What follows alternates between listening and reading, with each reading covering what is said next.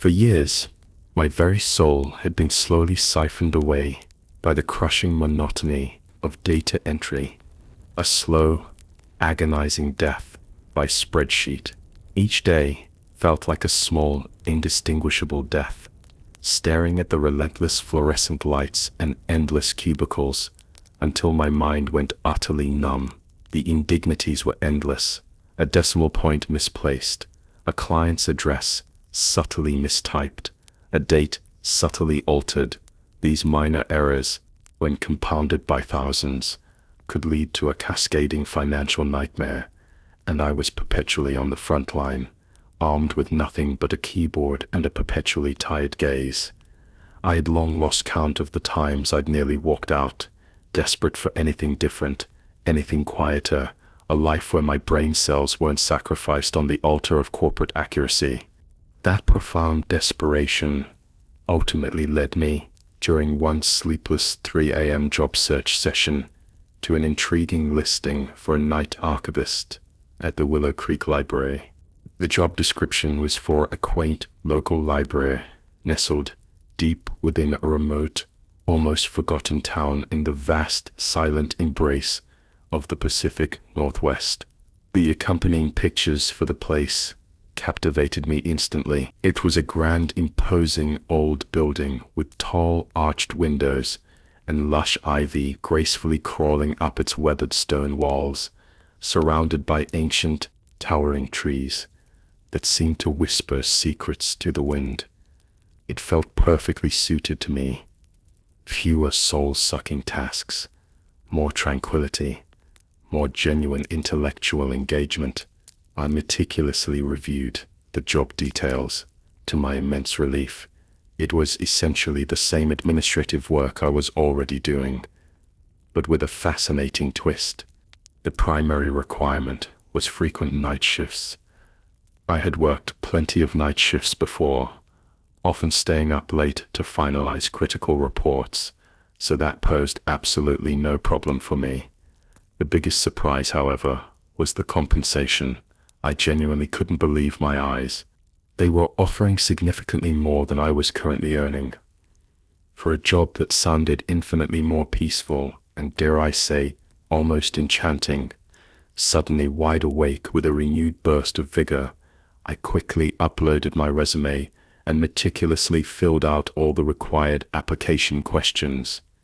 A sense of profound hope stirring within me, I finally headed to bed, filled with a renewed sense of optimism that my days in crowded, soul-destroying offices might finally be nearing their end. The very next morning, as I was preparing for my current, soul-draining job, I opened my phone to scroll through notifications and check my emails. To my utter astonishment, I had an email from the library job I had just applied for. The manager, a woman named Agnes, requested an interview with me via Zoom. I quickly replied, and we swiftly settled on a time during my lunch break. The first few hours of work that day seemed to breeze by, almost in a blur, and as I copied and pasted data, my mind was entirely preoccupied with the anticipation of the upcoming interview. When the appointed time finally arrived, I was nervous as all hell. A kind-faced, elderly woman with bright, curious eyes joined the Zoom meeting and greeted me with a warm, gentle smile that instantly put me at ease. She introduced herself simply as Agnes. I truly couldn't have asked for a more friendly and approachable interviewer. She welcomed me warmly, and after some pleasant small talk and a few pertinent questions about my previous administrative experience, she provided a comprehensive overview of the job's specific details. It was mostly the same administrative tasks I was already familiar with, but with better pay and a primary focus on night shifts. Still, no problem for me.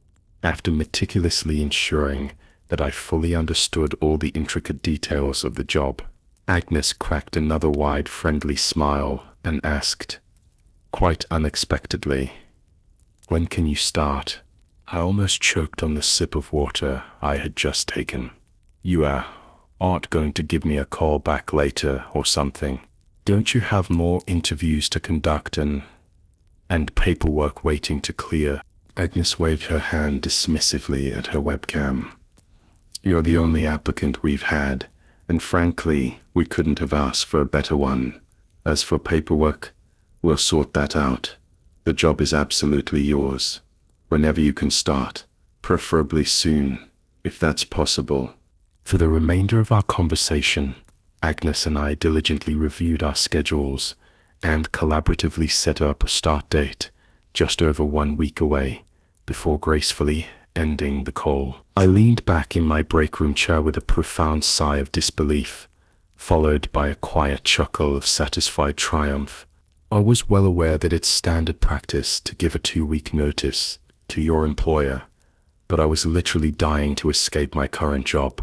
At the very end of my shift, I informed my manager that I needed to depart in just 1 week. Though she wasn't exactly thrilled, she assured me it wouldn't be an insurmountable problem. My final day at that job was a nightmare of its own. A massive system crash corrupted hours of my meticulous data entry work, and my manager, in a fit of unnecessary blame, accused me of not saving backups frequently enough. This forced me to stay late, long after my shift should have ended, painstakingly re-entering everything from scratch, while the fluorescent lights hummed mockingly above. The sheer injustice of it solidified my resolve. I let out a profound sigh of relief and walked away, not looking back. As tired as I was, with a long drive still ahead of me, I was still happier than I'd been in a very long time. The drive to Willow Creek went off without a hitch. I arrived earlier than anticipated and checked into a quaint little guest house, eager for some much-needed rest. After quickly unloading a few boxes and a suitcase into the room, I turned off the lights and passed out as soon as my head hit the pillow. I woke that evening, feeling refreshed, and began to prepare for my very first shift at the library. I quickly dressed and started the drive, hoping to arrive early, but I was unfamiliar with the winding forest roads, and after making a few wrong turns, I finally arrived at the library with only minutes to spare before my shift officially began. The library itself was even larger and more imposing than I had imagined from the pictures. I quickly walked through its grand entrance and was greeted by a single uniformed security guard who sat at a small desk just inside. After informing him that I was the new employee and that Agnes was expecting me, he simply waved me through. I walked in to find a vast, echoing hall with Agnes herself sitting behind a large antique wooden desk at the far end, meticulously organizing some papers. She looked up and smiled warmly. I was about to apologize for being late, but she didn't give me the chance. She swiftly rushed over and enthusiastically showed me to the employee locker room, where my crisp new uniform and official badge were waiting for me. Then she instructed me to get changed quickly and meet her back at the main desk right away. Within a couple of minutes, I walked out of the locker room to find her back behind the console at the main desk, already gathering her personal belongings. She thanked me profusely for showing up and starting so soon, and also sincerely apologized for not being able to stick around for long. I really have to be going now. I've been on duty for 17 hours straight. I know you're already familiar with our archiving systems and software. You certainly know what you're doing. She reassured me with a gentle pat on the back before smoothly walking out from behind the desk. She then turned and added, almost as an afterthought, "There'll be a wonderfully quiet night for you, anyway. No patrons are scheduled to visit. Just sit back, relax, and oh yeah, I nearly forgot something crucial." She reached deep into a large, worn leather bag and pulled out a single sheet of laminated paper, holding it out towards me. "Give this a thorough read as soon as you possibly can. Go over it a few times, and whatever you do, do not deviate from it in any way. I took the sheet as Agnes began walking briskly toward the main exit, accompanied by the single security guard, and then, to my surprise, the lone cashier, who had just closed down the small gift shop located inside the library, also joined them. It was then that I noticed all of the motion sensors and alarm systems at the grand entrance were conspicuously shut off. A sudden wave of panic washed over me. "Hey, Agnes, where is everyone going?" I shouted, my voice echoing slightly in the vast hall. She stopped, turned back to me, and offered a reassuring smile. "Oh yeah. Another thing I really should have mentioned. You're the only one here at night, dear. Don't worry, security will be back around 5 a.m. You've literally got this entire place to yourself for the night. Grab any book from the historical fiction section if you get bored, or even from any other section. Feel free to snag yourself a couple of snacks from the break room too." She began to walk away again before briefly turning and pointing at me. "But before you do anything else, read that list. You'll definitely need it." I stood there, bewildered, and watched as my new boss, along with all the other library staff, swiftly and silently exited the building, leaving me utterly alone. The realization settled over me. An empty, massive library, all to myself for a full 10 hours, with nothing much to do, no one to deal with, and simultaneously getting paid the most money I had ever earned in my life. So I got myself some fresh coffee from the small break room, then walked behind the main library counter and sank into one of the plush, antique chairs that seemed to have been there for ages. I took a fortifying sip, and finally took a serious, focused look at the document. Rule 1. All lights throughout the entire library must remain on at all times. If one is off, or if you accidentally turn one off, you must turn it back on as soon as humanly possible. If a light appears to be broken and you are unable to turn it back on, calmly exit the immediate area. Report the outage to Agnes or maintenance personnel when possible. Do not listen to any whispers. Do not look into any shadows. Rule 2. Rule 2 specifically pertains to heavy fog or dense mist outside the library building. If it's foggy or misty outside, you must disregard rules 3, 4, and 5. They will not be a concern during such conditions. Stay inside at all times. Do not use the basement archives during a heavy fog, and avoid going near it entirely, if at all possible. Rule 3. Sometime between 11 p.m. and 1 a.m., an elderly man will slowly walk out of the ancient manuscript section. He will then enter the main hall and sit, occasionally getting up to pace around or change his seat. His name is Mr. Abernathy. Rule 4. Between 1 a.m. and 2 a.m., a young woman in a crisp green librarian uniform will arrive at the front entrance, carefully crack open the door, and politely ask for her name. If she unequivocally states her name is Clara, you may let her in. If she gives you any other name, immediately shut the door and lock it without uttering another word. If the librarian is indeed Clara, she will then attend to the organizational needs of the library. If she requests to reshelve books in the immediate vicinity where you are standing, you must permit her to do so. Clara will not interfere with your duties otherwise. She is not hostile or dangerous. Feel free to talk with Clara. She will leave the same way she arrived. Rule 5. Precisely at 3 a.m., you may suddenly notice that a large ancient tome has appeared on the central display table in the main hall. You will never actually see it appear, and you will never see it disappear. It simply manifests when you're not directly looking at it. After spotting the book, do not look at it again. Avoid looking in its general direction at all costs. There is a precise picture of this book displayed inside the main desk, directly behind the counter. Rule 6.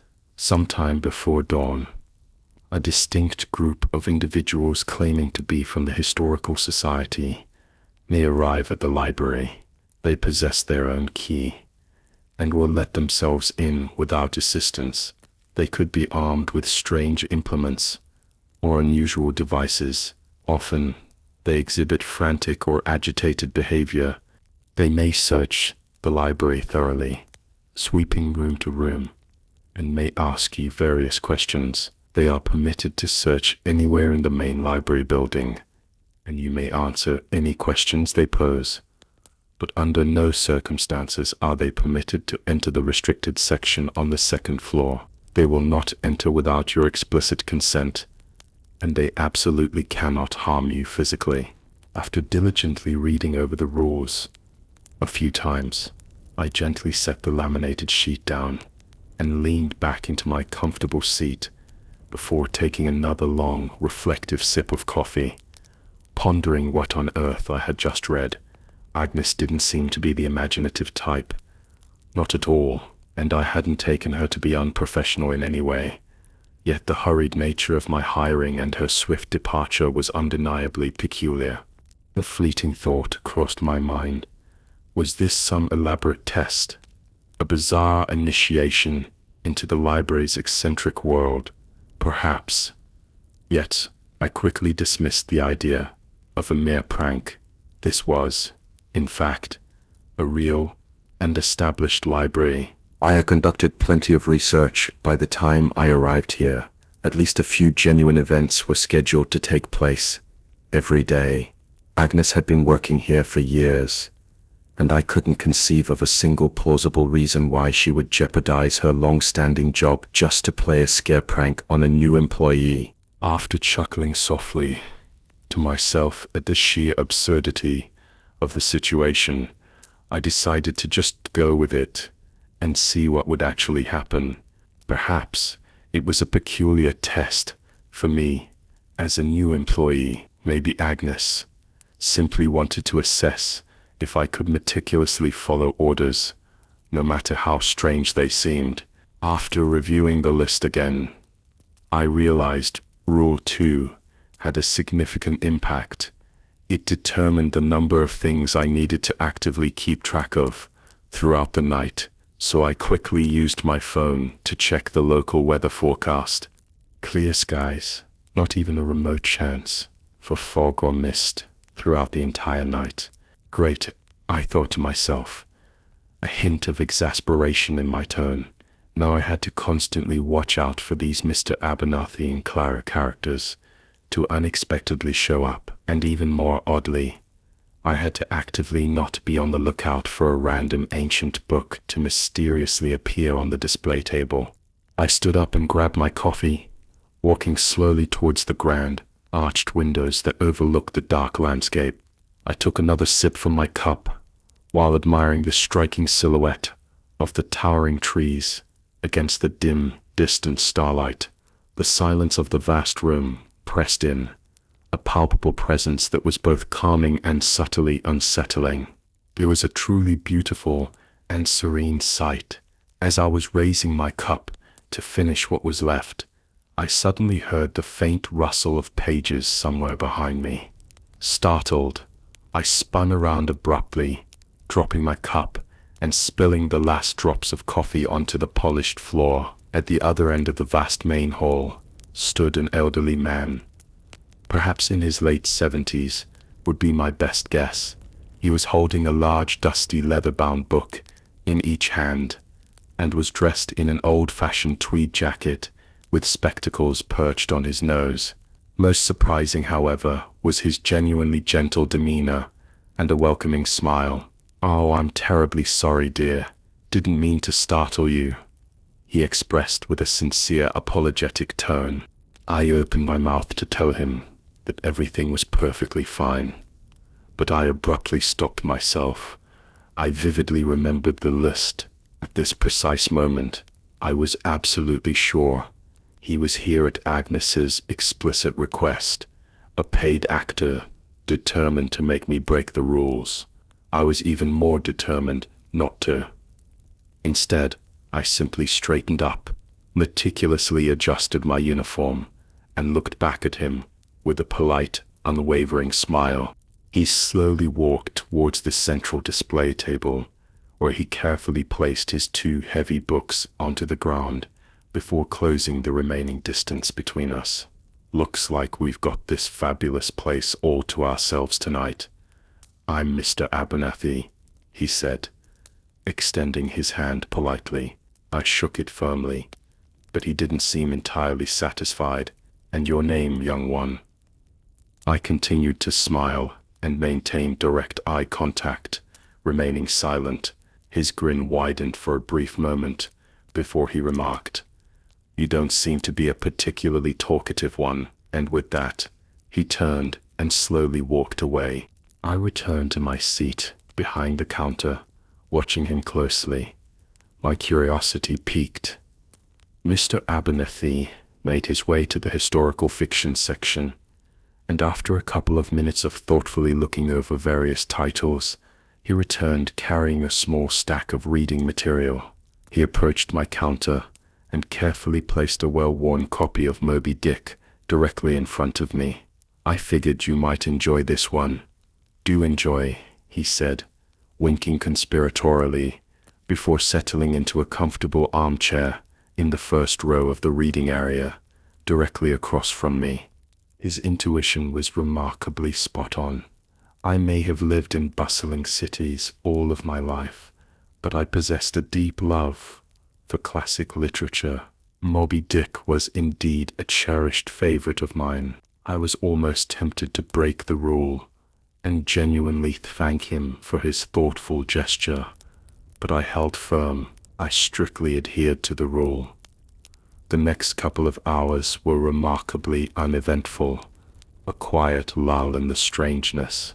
Mr. Abernathy and I quietly read our respective books, occasionally looking up at each other to exchange brief glances and knowing smiles. He attempted to engage me in conversation at least half a dozen more times, each attempt politely ignored by me. I almost gave in when he asked if I wanted another book, genuinely needing to stretch my legs. A little past 1:30 a.m. I heard a soft, hesitant knock at the front entrance. Mr. Abernathy and I both looked up simultaneously before he calmly remarked, "Oh, that must be the young librarian," before returning to his book, completely unfazed. I walked over to the front doors, and sure enough, there stood a young woman, appearing to be around her mid-20s, in a crisp, standard green librarian uniform, waiting patiently at the door. I unlocked the door and cautiously opened it a crack. As she took a step to enter, I remembered the most important detail from Rule 4. I closed the door halfway, creating a small barrier, and sternly commanded, "Wait." The woman looked up at me with a surprised and slightly confused expression. I then asked her the crucial question, "What is your name?" The woman stared back at me, and an innocent, almost childlike smile slowly formed on her face. "I'm Clara," she announced excitedly, her voice bright. "The new librarian here. Did Agnes let you know I was coming tonight?" I stood there for a moment, carefully thinking over the rule, before finally nodding my head and opening the door fully to let her in. Once inside, Clara walked with a clear sense of purpose towards the librarian's office, which was conveniently located near the children's section. I cautiously kept an eye on her for the next few minutes, as she diligently began organizing books, but I gradually eased up once I truly got the feeling that she really was the librarian and posed no threat. Her presence, though part of the bizarre rules, brought a strange comfort to the immense silent space. I returned to my counter in the main hall and continued to read my book, a newfound sense of calm washing over me.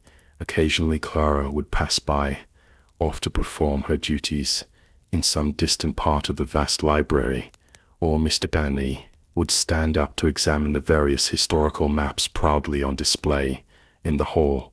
A good half an hour passed by in this peaceful routine before Clara approached the main counter with a large cart of books in hand. She seemed to be intently eyeing the two massive books Mr. Danny had so casually set there earlier. Assuming she simply wanted to reshelve them, I immediately got up to move them out of her way. I confidently grabbed each one by its spine, but to my utter astonishment, I failed to lift them off of the polished ground. Confused, I stepped back to see if they were somehow stuck on something. They were not stuck at all, just two incredibly heavy books, left right where Mr. Abernathy had effortlessly set them. I tried to lift just one of them. Again, I failed completely, unable to budge it even an inch. I tried both hands, putting my entire back and legs into it, but it wouldn't budge an inch. I looked back up at Clara, who simply nodded her head in Mr. Abernathy's direction, a knowing look on her face. I turned to look at him, my expression one of utter bewilderment. When he noticed my stare and my apparent inability to move his reading material, he simply smiled and stood up, a mischievous twinkle in his eye. "Let me get that for you." With surprising ease, he lifted both massive leather-bound books as if they were feather-light and moved them closer to his seat before gently lowering them, this time letting them drop a few inches with a noticeable thud. When they hit the ground, a distinct heavy thud echoed through the entire library, and I flinched involuntarily in surprise. I looked back at Clara, who hadn't seemed shocked at all by the sound. She just calmly continued to organize books on her cart. I slowly made my way back to my seat, not taking my eyes off Mr. Abernathy for even 1 second, still trying to process what I had just witnessed.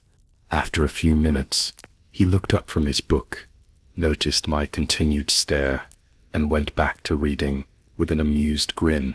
He seemed to find my profound shock genuinely amusing. Eventually, Clara noticed my surprise as well. She paused her organizing and quietly approached me before gently raising her head to whisper, I know. It's strange. Just stick to the rules and everything will be just fine. Trust me," she said, her voice a soft, comforting murmur. I nodded my head in immediate response, a wave of relief washing over me. Clara then returned to her cleaning duties. A few more minutes passed in relative silence before Mr. Abernathy had something new and rather alarming to say. "What a truly remarkable volume," he exclaimed loudly, looking directly at the central display table. I instinctively followed his gaze to the lone, ancient, black-covered book that now rested there. I then quickly turned around, looking at the picture displayed prominently behind me, taped to the main desk. It certainly looked like a perfect match. I turned back to the table and felt my heart sink, a cold dread washing over me. A faint, shimmering mist now ominously swirled around the mysterious book, directly facing the library and the grand windows of the main hall, almost like a living entity. "Stop looking at it," Clara sternly muttered from directly behind me, her voice a sharp, urgent whisper. I looked back at Clara, who quickly cowered slightly, seemingly ashamed to have raised her voice at me, but I was immensely grateful she had. I frantically read over Rule 5 again, specifically where it emphatically stated not to look at the book twice. I muttered furious insults at myself under my breath, but my heart was now pounding intensely in my chest. My eyes darted frantically through the other rules on the sheet, desperate to avoid the term's strange pull. I focused intently on that sheet of paper, desperate for a distraction. At least it was something tangible to look at, instead of the terrifying book on the table. This internal struggle went on for a good 10 minutes or so. Then I slowly started to calm down, my breathing becoming more regular. I had begun to silently pray in my head that whoever and whatever that eerie mist was, it would simply go away. When Mr. Abernathy suddenly approached my counter, his movements unnervingly quiet, I snapped my head up to quickly make direct eye contact with him. "I'm going to retrieve some more reading material from the stacks. Want another one of those?" he asked, reaching a hand out to my Moby Dick book. I looked up and nodded, forcing a strange smile as he moved away. My gaze, against my will, didn't follow him. Instead, once again, I found myself looking directly at the book on the display table. The shimmering mist was now even closer to the building, a thick, swirling shroud, and still ominously swirling directly in my direction. Chills ran rapidly up my spine as I snapped my head back to my desk, my blood running cold. Moments later, Mr. Abernathy returned and gently placed a new book on the counter before running a comforting hand over my shoulder, seemingly trying to reassure me. Clara then also placed her hand gently on my back. It'll be gone soon, and so will the book. Just don't look at it again. Okay? She assured me, her voice soft and calming. Mind if I organize some books here? She asked, gesturing at the counter. I got up and walked to the end of the counter, watching Clara thoroughly organize the books with impressive speed before I looked up and let out a soft, "Thank you." She nodded and smiled back, a genuine warmth in her eyes. "What did you say?" Mr. Abernathy asked, his voice unexpectedly sharp. I turned directly towards him. "Oh, I was just thanking Clara for..." My error came to me with sickening clarity before I could even finish speaking the words. My eyes locked onto Mr. Abernathy as he slowly, deliberately stood up from his seat, his previous gentle smile utterly fading, replaced by a horrifying grimace. Dark trickles of blood began to seep from the corners of his eyes and from his ears as he started to sob, lightly at first, then hysterically, his body racked with violent tremors. He let out a bellowing screech, a chilling mixture of unbearable pain and unbridled anger. He then picked up one of his ridiculously heavy books and hurled it with immense force directly at me. I barely managed to dodge the massive dense object before it crashed violently into the wall directly behind me, leaving a deep indentation. Luckily, I was quick, and instinctively made a desperate run for the basement archives, vividly remembering rule number 3. He chased after me, his heavy footsteps thudding behind me, but I managed to slam the thick door shut in his face and quickly locked it with a resounding click. Mr. Abernathy pounded on the door with furious, unadulterated anger, but, to my immense relief, he gave up after a few agonizing minutes. "So that's how you read, is it, love? I can certainly play that game," he snickered menacingly before flipping a light switch, deliberately turning off the light outside the basement door, plunging that section into darkness. The ominous rustling of pages faded away, replaced by an unsettling silence. A few more minutes of terrifying silence passed, before I started to hear muffled whispers emanating from the other side of the door. One voice became 2, then 2 voices became 3, and 3 quickly grew into an unnerving chorus of 10. While some continued their hysterical whispering, others began to wail, a haunting, mournful sound. I slipped to the cold floor, desperately covering my ears, as the voices intensified, a cacophony of despair. They only stopped when I heard another distinct flip of the switch outside the door. A beam of welcome light streamed through the bottom of the door. "It's all over now. He's gone. And so is the book. I've truly got to be leaving soon." Clara's calm and wonderfully friendly voice called out, a beacon of normalcy. I reluctantly exited the basement and followed her back to the main counter, where she had thoughtfully made another fresh coffee for me. Wish I could have done more, but you'll come to find out that when Mr. Abernathy gets truly angry, you just have to let him do his thing. It's best to just let it run its course. I looked up at her, utterly at a loss for words, still reeling from the experience. Over the next few minutes, Clara efficiently finished cleaning Mr. Abernathy's blood from the floor. before meticulously putting everything back into the librarian's office. She then looked down at her watch. I really better get out of here. Good luck with the rest of your night. I sincerely hope I'll be seeing you again soon, she said, letting out a small sigh as she looked at me with a profound sense of pity. I think she knew exactly how shaken up I was. It was almost as if she had seen this terrifying scenario happen to other employees before. After I watched her leave the library, I returned to my seat behind the counter, once again feeling utterly alone. But that isolated feeling wouldn't last long. Only minutes after Clara departed, the grand front doors suddenly swung open with an eerie creak, and a group of individuals in worn, old-fashioned trench coats, their faces almost completely obscured by deep shadows, rushed inside with an unsettling urgency. I sprung up from my seat, startled, and watched intently as they swept systematically from room to room, checking every single nook and cranny with strange, glowing, unearthly instruments, completely ignoring my presence. As they meticulously cleared the entire sprawling building, the 20 or so obscured figures made their way silently to the main reading area. A lone figure in a formal, dark suit, seemingly their leader, made his way to the front of the imposing group.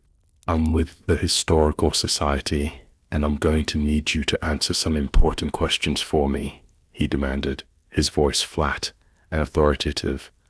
I instinctively nodded, my heart pounding. "How many individuals have you seen in this library since the security team officially left the building for the night?" "Besides myself, 2 inside and 1 outside," I answered confidently, trying to keep my voice steady.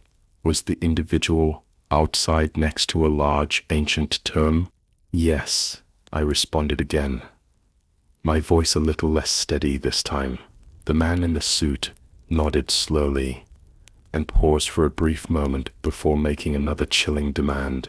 "We're going to need to thoroughly search the restricted section on the 2nd floor." I quickly glanced back at the sheet of rules lying on the counter, remembering Rule 6. Then I took a defiant step forward and meticulously straightened my uniform. "No," I replied, my voice firm despite my fear. The man in the suit looked visibly irritated, his shadowed face tightening. "If you do not immediately step aside and give us explicit permission to search, I'm afraid I'll have to detain you, young one." Already utterly tired and emotionally worn out, I was absolutely not going to break the very last rule. I decided to offer a not-so-smart remark to the intimidating man in the suit. "You're looking a little too well-equipped for a historical society, wouldn't you agree?" He completely ignored my sarcastic comment. His eyes narrowed. "Last chance. Step aside, or face the consequences." "No," I reiterated, my voice unwavering, irritated by my resolute response. The man in the suit turned sharply to his right and raised his chin, almost imperceptibly, giving a silent signal. A blinding, deafening flash of light erupted directly in front of me, and I instantly collapsed to the cold floor. I felt my very life force rapidly leave my body before everything faded completely to black. The next thing I consciously remembered was the comforting feeling of my hand gripping a warm mug.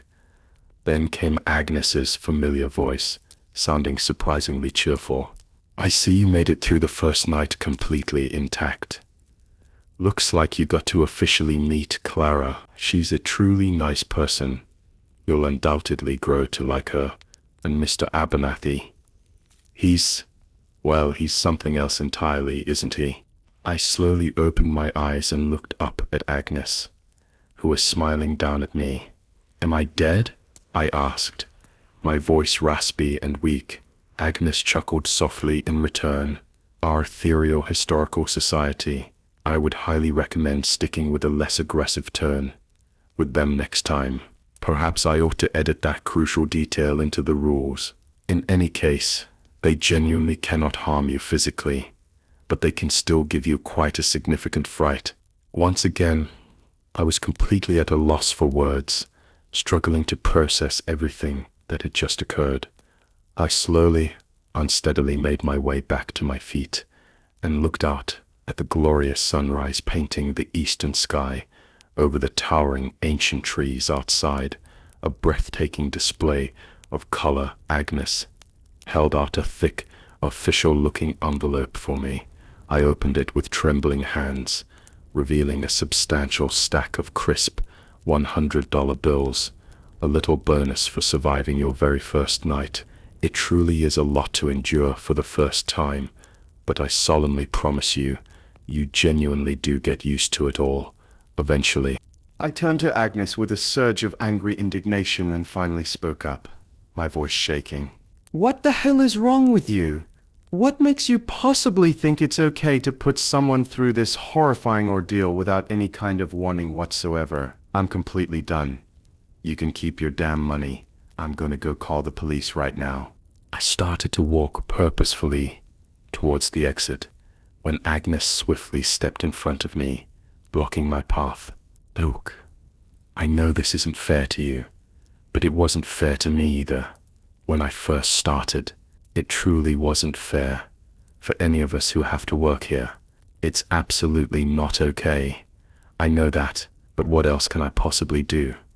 Someone absolutely needs to be here for the night shift. It's a necessity. You wouldn't have believed any of this. Not for a single second. If I had told you ahead of time, you would have certainly thought I was some kind of absolute nut job. And the police, they will think the exact same thing of you. If you tell them, I desperately needed you to see for yourself, to truly understand. Agnes paused again, her gaze unwavering. This money is yours. No strings attached. It's a gift. You're entirely free to leave now and never come back. There's absolutely no shame in that. I completely understand. I also started to calm down, the anger slowly dissipating, but I couldn't bring myself to look Agnes directly in the eye, too ashamed of my outburst. However, if you do choose to stay, I'll be waiting for you in my office to officially finish up your paperwork and make you a permanent part of our team. And with that, Agnes gently walked away, leaving me to my thoughts. Facing the grand front of the library, I watched the first few patrons of the new day slowly come through the magnificent entrance. I just stood there for a long few minutes, silently thinking, I sure as hell wasn't going back to another overcrowded, soul-crushing city office. Not ever again. Maybe I could actually get used to this strange, eerie tranquility. So I turned and, with a newfound sense of resolve, headed directly for Agnes's office.